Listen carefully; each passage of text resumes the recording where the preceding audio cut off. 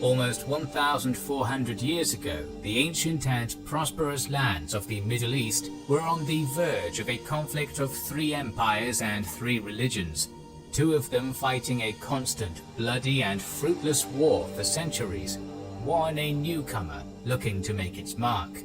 The newcomer was the Rashidun Caliphate, and its arrival would change the history of the region and the world forever. The Roman state was almost constantly at war with the Iranian empires ever since the 2 entities touched borders in the 60s BC, as the Parthian Empire achieved a famous victory at Carrhae. The Roman Republic transitioned into the empire, and then this empire's western portion was lost to foreign invasions, leaving only the Eastern Roman Empire, while the Parthian Empire was replaced by the Sassanid Empire. But even then, these 2 states continued to fight. In the 3rd century AD, another factor was introduced to these conflicts, the Ghassanids and the Lakhmids. These 2 Arab tribal confederations migrated from modern Yemen and became the vassal states of the Eastern Roman Empire and the Sassanids respectively. They participated in the Roman-Sassanid wars, often as scouts or raiders detached from the armies, or as light cavalry units within the armies, while also defending both empires from the Arab tribal raids from the south. The populations of these kingdoms worshipped traditional Arab paganism and Monophysite Christianity, and the latter created tensions with their suzerains, as the Sassanids were sure that any Christian influence may strengthen their Roman enemies, while the Romans adhered to Miaphysite Orthodox Christianity, which considered Monophysitism to be heretical. The Roman attempts to suppress Monophysitism caused the Ghassanids to rebel against them in the late 6th to early 7th century, and weakened Roman support in the area.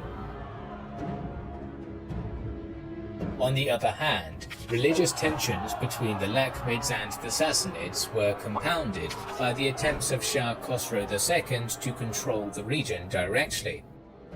In 602, he captured and executed the Lakhmid king Al-Numan III, turning the kingdom into a province administered by a governor. That forced the Lakhmid tribes to ask their Arab brethren to the south for help. Although the allied forces managed to defeat the Sassanid army at Dikar in 609, the Sassanids were able to keep the province under their rule. This sequence of events not only created divided loyalties among the Arab tribes in the region, but effectively stripped the Sassanid border of its traditional buffer. Despite that, the Sassanids were still very strong. In 602, they used the internal strife within the Eastern Roman Empire as a pretense to declare war. The Sassanids scored a number of impressive victories in the first years of the war, and although the Roman noble Heraclius took the throne in 611 and started to stabilize the situation, he wasn't able to slow down the enemy completely. By 621, the Sassanids controlled the South Caucasus, the Levant, Egypt, and most of Anatolia, which marked the largest extent of their territory. Even though Emperor Heraclius was forced to fight against the Avars in Europe too, he was able to gain some momentum by winning 2 battles against the Sassanids between 622 and 625. According to some sources, Khosrow enlisted all men capable of fighting and turned the tide again. In 626, an army under Shahrbaraz besieged the capital of the empire, Constantinople, supported by the Avars and Sclaveni from Europe. The Roman Empire was on the brink of destruction, but the defenders of the capital persevered. This was the turning point in the war, as in 627, Heraclius entered an alliance with the leader of the Western Turkic Khaganate, Tonyabku, and together they invaded the Iranian heartland. Heraclius defeated the Sassanids at Nineveh in 627 and threatened the capital Ctesiphon in 628, which prompted the nobles to overthrow Khosrow. His son Khalid II became the next Shah and signed a peace treaty with Heraclius. The Sassanids paid a war indemnity, but otherwise the conflict achieved nothing, and the two exhausted empires returned to the pre-war borders. Meanwhile, to the south, the Arabian Peninsula was going through an upheaval. The population of this peninsula worshipped many religions, from the traditional Arab pagan beliefs to Zoroastrianism, Judaism and Christianity. The Sassanids controlled the province of Mazun and the eastern portion of Yemen, while the deserts in the central and northern parts of the region were ruled by nomadic Bedouin Arabs. Their brethren resided in the rich merchant city-states in Hijaz. One of these city-states, called Mecca, was both a religious and economic center governed by the Quraysh tribe, trading mostly spices with Aksum, the Romans and the Sassanids. In 570, a boy called Muhammad was born in the Quraysh tribe. As a young man, Muhammad spent his time as a merchant, probably participating in and then leading trade caravans all over the region. As is often the case with traders, Muhammad would meet and converse with members of various religions on his travels. According to the later sources, he started receiving divine revelations sometime in 610.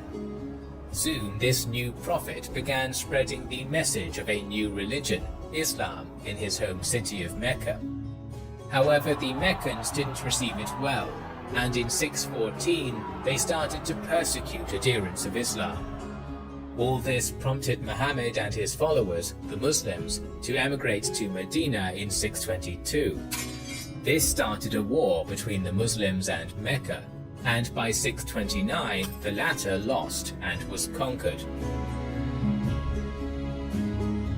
According to the early Muslim sources, at this point, sometime in 628, Muhammad sent envoys to the neighboring states, urging their leaders to join Islam and bow to the one God, Allah. The Sassanid Shah Khosrow II insulted the Muslim envoy, while the one sent to the Romans was killed in Ghassanid territory. This prompted an attack by a small Muslim army, which was defeated by the Ghassanids and Romans in September of 629 at Mu'tah. The same sources claim that Muhammad decided to lead a 30,000-strong army into the Byzantines' territory to retaliate, and took the city of Tabuk. However, most modern sources do not agree with this account of events. In any case, the conquests of Muhammad in Arabia continued.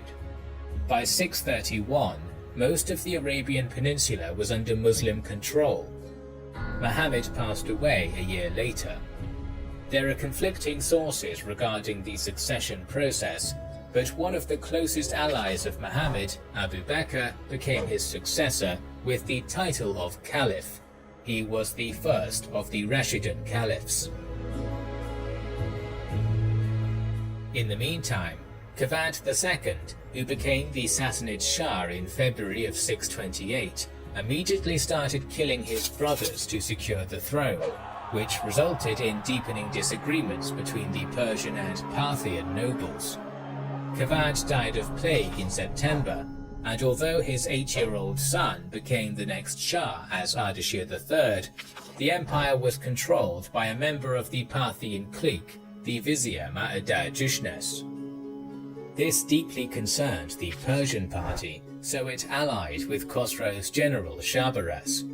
The latter attacked and took the capital in April of 630, killing Ardashir and Ma'ad-Jushnas and becoming the Shah. The Sassanid realm was now in a state of civil war. Using all that, the governors of Yemen and Mazun declared their independence from Ctesiphon, which made them easy prey for the rising caliphate. Just 40 days after Shahrbaraz took the throne, he was killed, and the leader of the Parthian faction, Farward, raised Khosrow's daughter Boran to the throne. This first queen in Sassanid history was overthrown by the son of Shahrbaraz, Shapur, a few months later. To stop the war between the factions, Farward offered a marriage between Shapur and another daughter of Khosrow, Azamidakht, but the latter refused, and the noble usurped the throne for himself in late 630. He would be killed by the supporters of Azamidakht in 631, after which she took the throne for herself. Farward's son Rostam marched his troops to Ctesiphon to avenge his father, defeating Azamidakht's armies along the way. After taking the capital, he restored Boran as the queen. The ruling alliance of Boran and Rostam managed to convince the leader of the Persian clique, Piruz, to stop the hostilities. However, after Rostam left the capital for the frontier, Firuzan killed Boran in June of 632. Rostam then marched for the capital again. According to some sources, the armies of both Firuzan and Rostam were tired of the bloodshed and forced their generals to reach an accord. One of the last members of the House of Sassan, the 8-year-old grandson of Khosrow II, was crowned as Yazdegerd III. Although the civil war was now over, the Sassanid realm was extremely vulnerable, as the Parthian clique basically controlled the northeastern portion of the empire, while Turkic raiders attacked from the Caucasus and Central Asia. At the same time, the first Caliph Abu Bakr sent a portion of his army under Usama ibn Zayd to raid the Ghassanids in June of 632, possibly checking if the Byzantine frontier was well defended. The death of Muhammad and the departure of his army made a big number of newly conquered Arab territories think that the Caliphate was fragile, and in July, all of the peninsula save for Hijaz rebelled against Abu Bakr in what was called the Ridda War, or the War of Apostasy, as many rebel groups were led by people who declared themselves prophets. The situation was most dire around Medina, as the rebels threatened the second most important city of the new realm in late July. However, Abu Bakr swiftly marched to the area and defeated the rebels in early August. That gave enough time for the army, which was sent north and defeated a small Ghassanid army around Muta, to return. Abu Bakr proved to be a talented commander. Instead of uniting his armies and marching on each of the rebel groups separately, which would have allowed the rebels to attack his rear with impunity, he divided his army into smaller groups, and these units attacked the enemies around the peninsula. This strategy worked to perfection, and by March of 633, the Caliph's rule over the entire region was restored. It is difficult to assess how much the Caliphate lost in terms of manpower, but the sources underline that the generals and troops gained invaluable experience in this conflict. While the Ridda Wars were going on, the leader of the Arab Bani Bakr tribe, Muthanna bin Haritha, was raiding the Sassanid territories in southern Iraq. The Sassanid civil wars made this frontier subject to attacks, and Muthanna, who adopted Islam sometime in the 630s, informed Abu Bakr of this fact in early 633. The Caliph decided that it was a good time to take over Iraq, and one of his main generals during the Ridda Wars, Khalid ibn al Walid, was ordered to invade the region. Khalid was able to recruit an army of 18,000 at his base at Yamama and left for Iraq in late March 633. A letter was sent to the Sassanid governor of Dast-Maisan, Hormuzd, demanding his surrender. Hormuzd obviously didn't, but sent a letter to the capital, asking Shah Yazdegerd III for reinforcements. This letter was probably a trick by Khalid, as Hormuzd gathered his 20,000 and marched out of the capital of his governorship, Uballa, to defend the crucial road from Yamama near Kazima. Khalid, however, moved his troops through the desert and threatened Hufir. The Sassanid leader was informed of this and had to march towards Hufir via Uballa. According to the Muslim sources, that was exactly what Khalid was hoping would happen. Despite the civil wars, Sassanid armies were still stronger, as their armor and weaponry made them superior, and the only tangible advantage the Caliph's forces had was their mobility. Khalid was going to use this mobility to tire the Sassanid army. This would become one of the most important elements of the early Muslim expansion. Their mobility and aggression were forcing their foe to defend multiple cities and fortresses, as it was never clear where the Arabs would strike. By the time Hormozd reached Hufair, Khalid started marching to Kazima. He could have probably taken the city with ease, but didn't want to be besieged by the heavily armored Sassanids, so his troops waited and rested to the south of Kazima, while Hormozd marched towards him. In the first days of April, the tired Sassanid forces approached. The engagement that would occur in the area is traditionally known as the Battle of the Chains, due to the description of the Sassanid forces in the Muslim sources. According to them, the Sassanid infantrymen were chained to each other to create a cohesive line, or to prevent any retreat. However, this makes no sense tactically, as that would have made the infantry even less mobile, and each dead warrior would have burdened their companions. We also never see this description in the numerous battles fought between the Romans and the Sassanids. Most probably, this stems from an incorrect reading of the Persian word silsilah, which can be translated as a mountain chain, a bounding chain, or a single line of soldiers. So the word chain might be a metaphor for the disciplined Sassanid infantry. In any case, Khalid wasn't going to allow Hormozd's troops to rest, and his preparations forced the Sassanids to form up directly to the west of Kazima at the end of the tiring march. Their formation was the traditional infantry center and cavalry wings. Meanwhile, Khalid's army was arranged in a similar manner, but for the time being stayed in the desert behind the hills dividing the two armies. This delay only added to the fatigue among the Sassanids, as they had to stay in formation in their full panoply under the sun.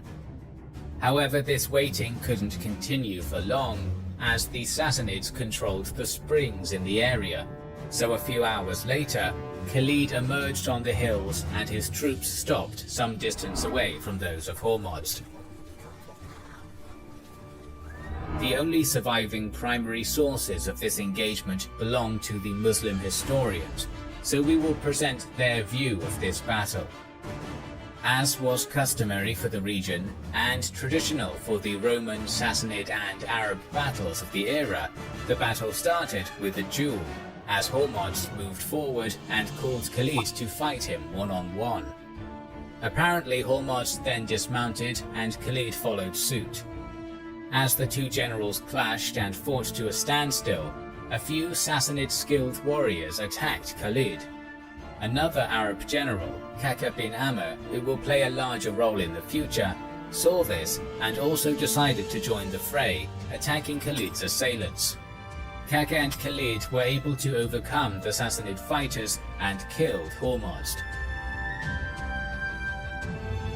The Arab generals returned to their lines and Khalid ordered his troops forward.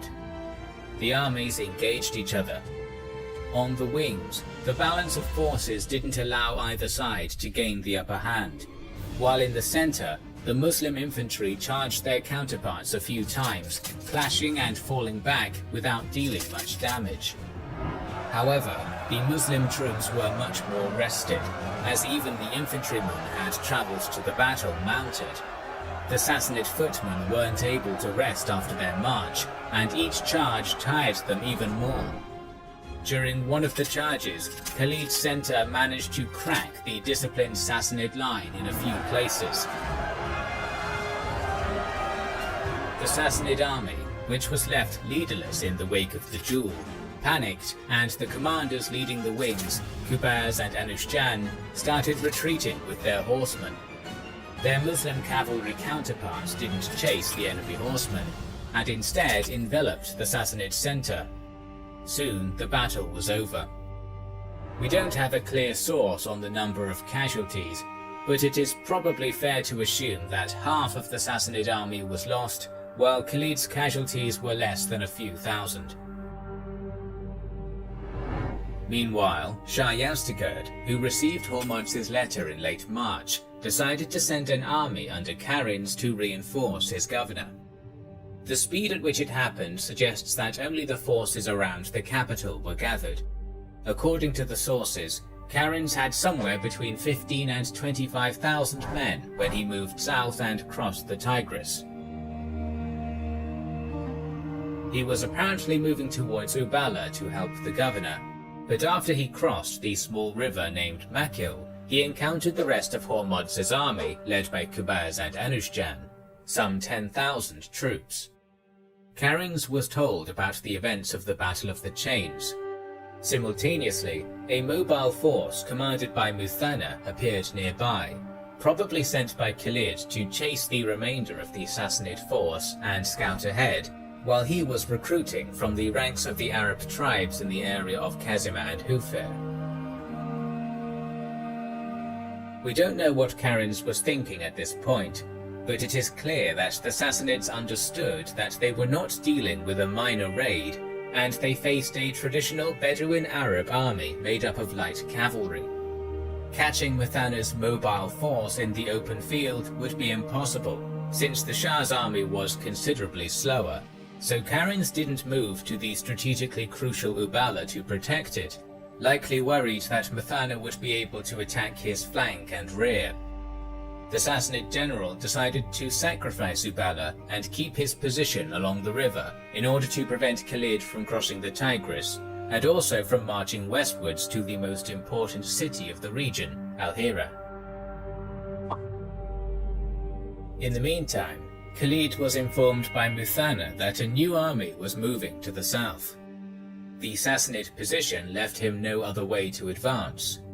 Using the whole army to take Uballa might have entrapped him, so only a small group was sent to take it, while Khalid went on and united with Muthanna.